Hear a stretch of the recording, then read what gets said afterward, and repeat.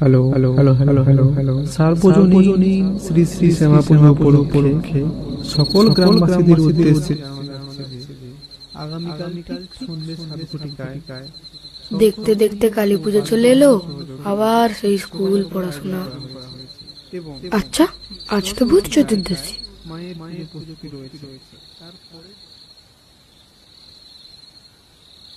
আজকের দিনকে ভূত চতুর্দশী হিসেবে পালন করা হয়। বিশ্বাস করা হয় এই অন্ধকার রাতে মৃতদের আত্মা পৃথিবীতে নেমে আসে।